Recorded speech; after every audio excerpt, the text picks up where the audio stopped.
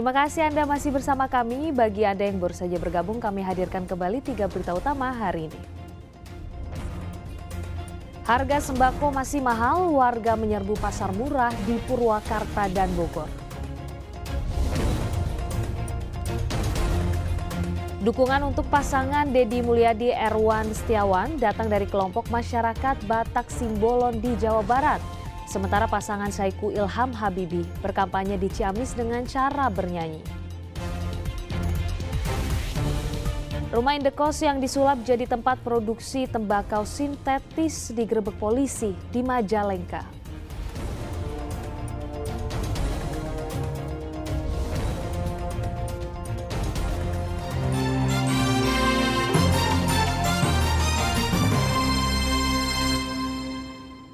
Polres Majalengka mengungkap kasus peredaran narkoba jenis tembakau sintetis yang dibuat di sebuah rumah indekos. Polisi mengamankan 3 orang tersangka serta bahan-bahan dan peralatan untuk membuat tembakau sintetis.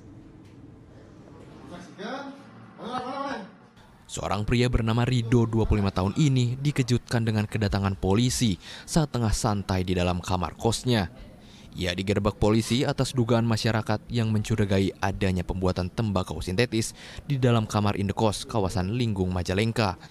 Saat penggerebekan, benar saja polisi menemukan barang bukti berupa paket tembakau sintetis yang disembunyikan di dalam lemari pakaian. Usai meringkus Rido, polisi kembali melakukan penyelidikan dan meringkus 2 pelaku lainnya, yakni Jejen dan Ilham di tempat yang berbeda. Para pelaku mengaku sudah 4 bulan menjalankan bisnis haram ini dan menjualnya melalui media sosial.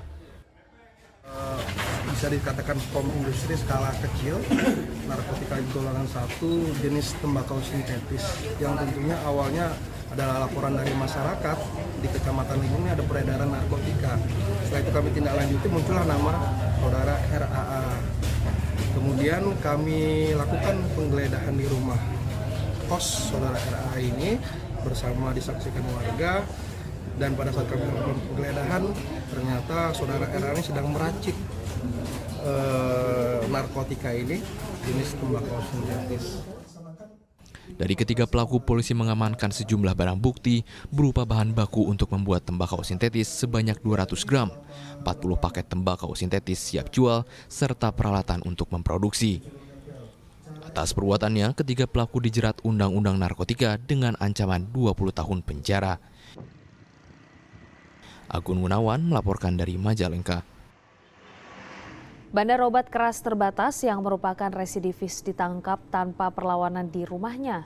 Dari tangan tersangka, polisi menyita 324.000 butir obat keras yang akan diedarkan di wilayah Indramayu.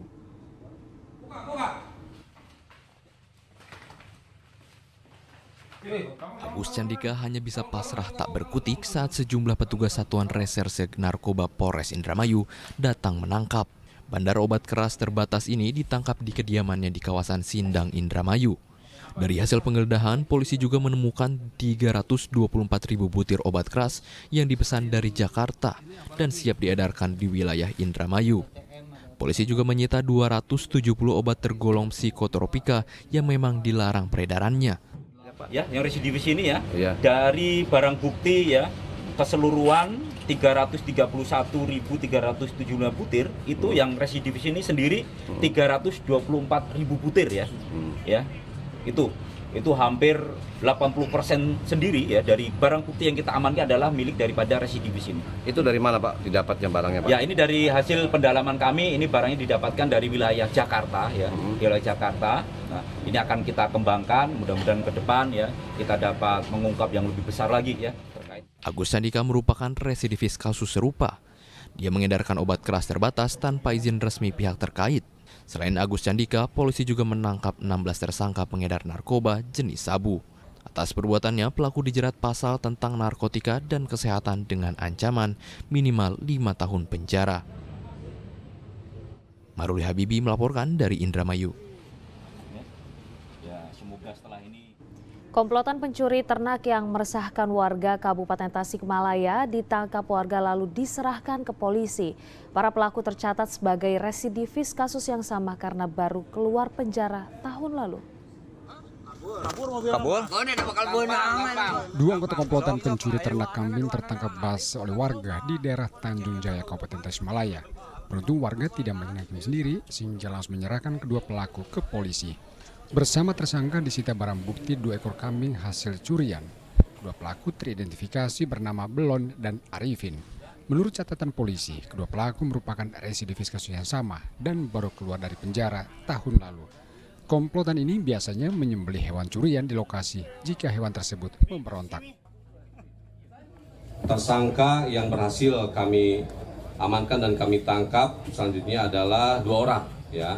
Namun semuanya ada 4 orang dan 2 orang lagi masih dalam pengejaran, ya, kan? Inisial yang kami tangkap adalah B alias K, kemudian A alias B, yang kami sudah terbitkan DPO 2 orang atas inisial A. Polisi masih memburu 2 anggota komplotan lainnya. Polisi mengimbau kedua pelaku menyerahkan diri karena identitas sudah dikenali. Eko Setiabudi melaporkan dari Kabupaten Tasikmalaya. Kematian akibat ditabrak kereta terus saja terjadi. Sebagian besar penyebabnya akibat perilaku masyarakat yang kerap membuat perlintasan liar, membongkar pagar pembatas serta bermain di sekitar rel.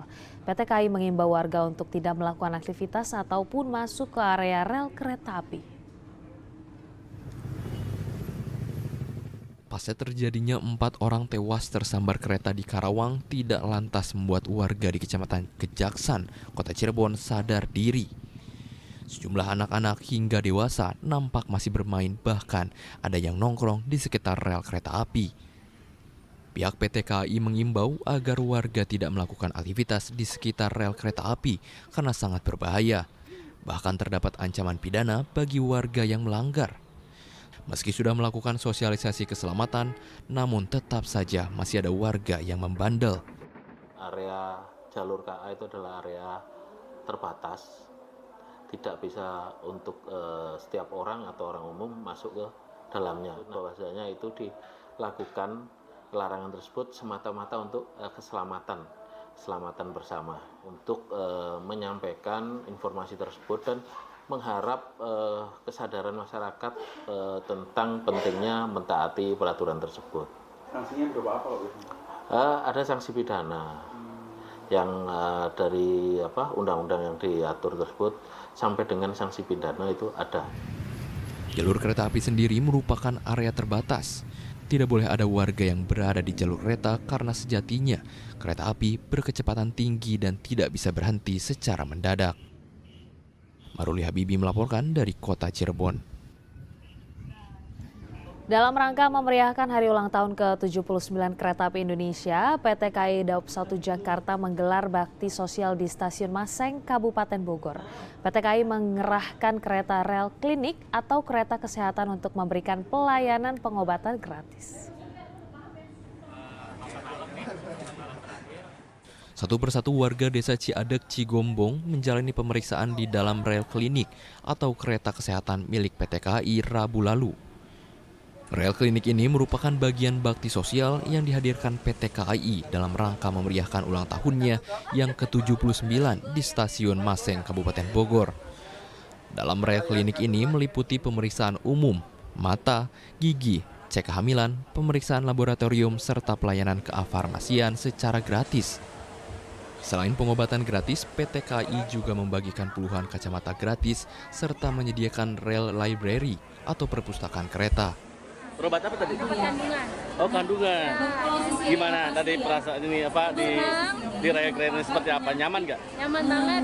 Pokoknya senang gitu. Pelayanannya bagus gitu maksudnya. Jadi saya jadi ngerti maksudnya harus apa. Implementasi tanggung jawab sosial dan lingkungan dari kereta api terhadap masyarakat di sekitar jalan kereta api. Dan hari ini memang kita coba memberikan layanan kesehatan dari mulai gigi, mata, umum, dan kandungan. Selain itu kita memberikan juga sembako dan alat olahraga untuk teman-teman serta kacamata untuk siswi sekolah dasar. Rel klinik ini memang dibuat oleh PT Kereta Api untuk bisa menjangkau masyarakat yang berada di sekitar lingkungan stasiun. Jadi mempermudah untuk menjangkaunya. Kegiatan ini dilengkapi dengan sosialisasi mengenai keselamatan perjalanan kereta api, terutama di jalur Bogor-Sukabumi, serta pembagian 250 paket sembako untuk warga setempat. Asep Solihin melaporkan dari Bogor.